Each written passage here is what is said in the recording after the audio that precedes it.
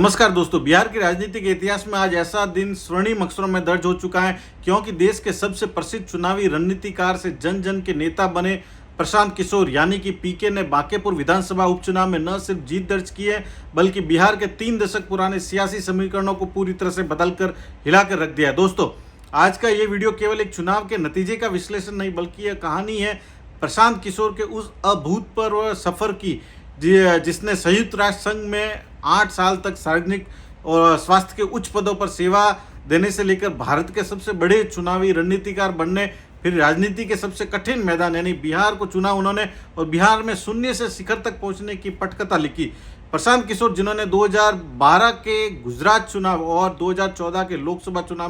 चुनाव से लेकर देश के कई राज्यों में विपक्षी दलों को ऐतिहासिक जीत दिलाई, उन्होंने मई 2022 में चुनावी रणनीति बनाने का काम हमेशा के लिए छोड़ दिया था और महात्मा गांधी के आदर्शों पर चलते हुए 2 अक्टूबर 2022 को चंपारण से जन सुराज पदयात्रा की शुरुआत की थी।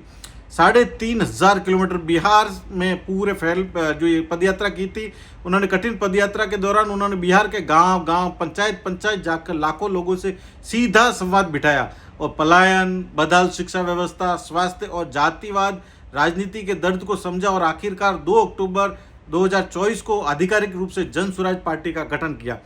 जन सुराज ने नवंबर 2025 के बिहार विधानसभा में 238 सीटों पर बिना किसी पारंपरिक राजनीतिक घराने या बाहुबल के अपने उम्मीदवार उतारे। हालांकि उस पहले चुनाव में पार्टी को एक भी सीट हासिल नहीं हुई थी। कई विश्लेषकों ने जन सुराज की रणनीति पर सवाल उठाए थे, लेकिन प्रशांत किशोर हार मानने वालों में से नहीं बजाय संगठन को बूथ स्तर तक मजबूत और पुनर्गठित किया उन्होंने। और जब 2026 में बीजेपी के राष्ट्रीय अध्यक्ष व 5 बार के विधायक नितिन नवीन के राज्यसभा जाने के बाद पटना की सबसे प्रतिष्ठित बांकेपुर सीट खाली हुई तो प्रशांत किशोर ने खुद अपने जीवन काल का पहला चुनाव इस सीट से लड़ने का साहसिक फैसला किया। बांकेपुर सीट साधारण सीट नहीं है, यह 1995 से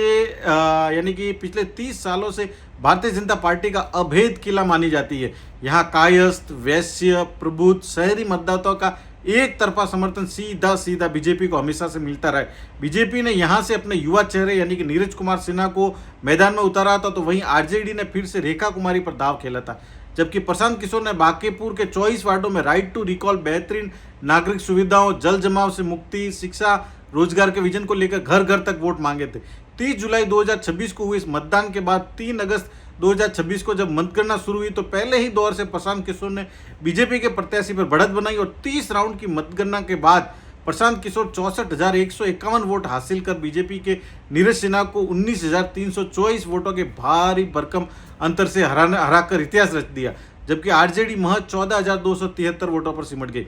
बांकेपुर के इस महा उलटफेर ने यह साबित कर दिया कि बिहार की जनता अब जातिवाद, पारिवारिक राजनीति के खांचों से बाहर निकलकर विकास, दूरदर्शिता और जमीनी मेहनत को प्राथमिकता दे रही है। जी हाँ, जमीनी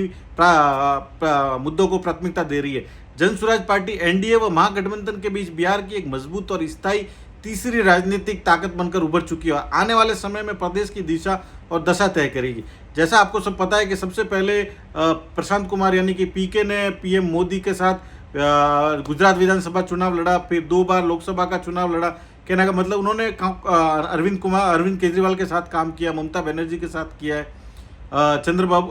ममता बनर्जी के साथ काम किया है और बहुत सारे कहने का मतलब पॉलिटिशियन के साथ स्टेट में काम किया है और उनके लिए काम करके उनके लिए प्रचार की रणनीति बना के उनको चुनाव जिता के उधर का चीफ मिनिस्टर बनाया है। तो कहने का मतलब अभी हाल के दौर में अगर पिछले 30-40 साल का इतिहास उठा के देखा जाए राजनीति का तो उनके जैसा आज तक इतिहास में एक भी नहीं हुआ पिछले 30-40 सालों में कि वो जनता की सीधी नब्ज पकड़ सके। कहने का मतलब उन्होंने एक नहीं कम से कम 10 साल तक कंटिन्यू अपने जो रणनीतिकार की भूमिका निभाते थे, राजनीतिक रणनीतिकार के उसमें कंटिन्यूसली सबको चीफ मिनिस्टर बनाया, चाहे कैप्टन अमरिंदर सिंह हो या आप पार्टी हो। कहना मतलब उन्होंने हर पार्टी और तबके के साथ काम किया और हर बार उनको सफलता मिली है। केवल एक ही बार असफलता मिली जब उन्होंने पिछले विधानसभा चुनावों में बिहार में अपने 238 उम्मीदवार उतारे थे, लेकिन एक भी उम्मीदवार को जिता नहीं पाए। लेकिन उन्होंने जो 238 उम्मीदवार उतारे उससे करीब 2 साल पहले से बिहार में गांव खेड़े खेड़े में जाके पद यात्रा की थी और उस पद यात्रा का सीधा असर था कि वो लोगों से जुड़ना चाहते थे और वो एक पूरे बिहार में एक तरह की नई राजनीति लेके आए थे। कहना मतलब जहाँ पे ऐसा जातिवाद या कि ना धर्म के नाम पे या फिर दलित पिछड़ा, ऐसा कुछ नहीं। उन्होंने मुद्दे लाए थे शिक्षा, स्वास्थ्य, रोजगार, बेरोजगारी, ये शिक्षा, कहने का मतलब तमाम ऐसे सुविधाएं जो डायरेक्ट कहने का मतलब हर नीचे जो अंतिम पंक्ति में खड़ा उस आदमी को मिले। तो उन्होंने भरपूर तैयारी की, 2 साल की पदयात्रा की, लेकिन बिहार के जनमानस को वह समझ में नहीं आया और इलेक्शन से ठीक पहले कुछ ऐसी घोषणाएं हुई जिससे डायरेक्ट सीधा मतदाताओं को फायदा मिला। जैसे आजकल ये फ्री बीज की जब से अरविंद केजरीवाल ने शुरू किया है दिल्ली में, तब से एक मानो होड़ सी लगी हुई है कि जब भी कोई इलेक्शन आता है तो उससे पहले जो सिटिंग पार्टी है वो कुछ न कुछ कहने का मतलब ऐसी योजनाएं लेके आती है, जैसे लाडली बहनें हो या फिर महिलाओं के लिए हो, या जिसमें डायरेक्ट कहने का मतलब कि भाई एक महिला है तो उसके खाते में 12,000 रुपया पहुँचा दिया जाएगा या 15,000 रुपया पहुँचा दिया जाएगा, या फिर लाइट के बिल माफ़ कर दिए जाएंगे। तो ऐसे फ्री बीज बांटना शुरू कर दिया, तो जिसके कारण वो एक बहुत बड़ा सेटबैक था प्रशांत किशोर के लिए कि उनकी पार्टी 238 में से एक सीट भी जीत नहीं पाई। बल्कि अगर चुनाव प्रचार देखा जाए तो उन्होंने सबसे तगड़ा और मजबूत चुनाव प्रचार किया था। गांव-गांव, खेड़े-खेड़े में जाके उन्होंने वहीं पे रुके, कहने का मतलब वहीं पे रुकते थे, उनकी पूरी टीम साथ में चलती थी, वहाँ पे कैंप लगाते, लोगों से डिस्कशन करते थे, उनकी समस्या सुनते थे, लेकिन उनको अंत तक सफलता नहीं मिली। लेकिन जब बांकीपुर का विधानसभा उपचुनाव हुआ तो उस समय पीके ने चुनाव नहीं लड़ा था, जो पिछली बार अपने 238 लोगों को चुनाव लड़वाया था उम्मीदवारों को, लेकिन वह एक पीछे से कहने का मतलब एक गार्जियन की भूमिका निभा रहे थे। लेकिन इस बार उन्हें जो महसूस हुई ज़रूरत कि भाई अभी उनका एक भी प्रतिनिधि विधानसभा में नहीं है जो जनता की आवाज़, जो जनता के हक के प्रश्न उससे सरकार को घेर सके या सरकार के खिलाफ मोर्चा खड़ा कर सके। तो इसी को बात को ध्यान में रखते हुए प्रशांत किशोर ने चुनाव लड़ने का फैसला किया और उन्होंने बीजेपी के सबसे मजबूत किले को ढहा दिया दोस्तों। तो यही होती है एक राजनीतिक कुशल रणनीतिकार और कुशल राजनीतिज्ञ की कहानी कि भाई वो जमीन से लेके अंत तक, कहने का मतलब जमीन से शुरुआत करता है और शिखर तक पहुंचता है। तो प्रशांत किशोर ने वही किया। 2 साल 3 साल पहले पदयात्रा शुरू की, विधानसभा चुनाव लड़े, सफलता नहीं मिली, लेकिन उन्होंने बिहार का मैदान और बिहार के लोगों का साथ नहीं छोड़ा। सबसे बड़ी बात यही थी कि उन्होंने न तो मैदान छोड़ा, न बिहारी लोगों के हक की बात करने की उन्होंने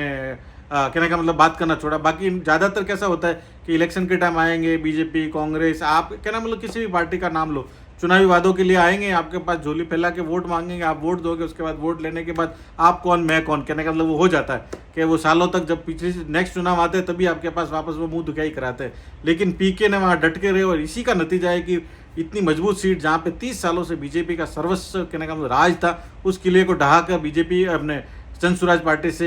पीके विधायक बने। अभी देखना होगा कि अपने एक सीट लेके आए जनसुराज की, लेकिन मुझे लगता है कि वो पूरे बिहार की आवाज़ बनेंगे। कहने का मतलब विधानसभा में कि अंतिम पंक्ति में बैठे हुए आदमी को पीके से एक आशा रहेगी और उम्मीद रहेगी, और मुझे लगता है कि ये देश में ऐसा एग्जाम्पल सेट होगा कि एक सीट जीतने के बाद, कहने का मतलब कि किसी विधायक ने पूरी विधानसभा में चाहे पक्ष हो चाहे विपक्ष हो, दोनों को कटघरे में खड़ा किया है। और मुझे लग रहा है यहीं से पीके अपनी ज़मीन तैयार कर रहे हैं आने वाले चुनावों में बिहार के लिए। तो मुझे लगता है आने वाले समय में बिहारियों के लिए एक अच्छी बात है कि एक ऐसा नेता आ रहा है जो उनके हक की बात कर रहा है, पलायन को रोकने की बात कर रहा है, बिहार में रोजगार की पैदा करने की बात कर रहा है, बिहार के युवाओं के लिए स्किल्स डेवलपमेंट के कोर्स कराने की बात कर रहा है। तो बहुत ही अच्छी बात है बिहारियों के लिए। अभी देखना रिजल्ट होगा, अभी इस चुनाव के जीतने के बाद अभी ये एक एग्जाम्पल कैसे सेट करते हैं, अपने विधायक क्षेत्र में क्या क्या काम करवाते हैं, उसी के पैमानों पे उनकी मूल्यांकन होगा और उसी के बाद वो यही मार्कशीट लेके वो जनता के बीच में जाएंगे अगले चुनाव में, जब वो अपने सारे प्रत्याशी सब सीटों पे उतारेंगे। तो दोस्तों ऐसे वीडियो के लिए लाइक करिए, सब्सक्राइब करिए और हौसला अफजाई करिए मेरी। मैं और भी ऐसे वीडियो आपके लिए लेके आता रहूँगा। जय हिंद, वंदे मातरम।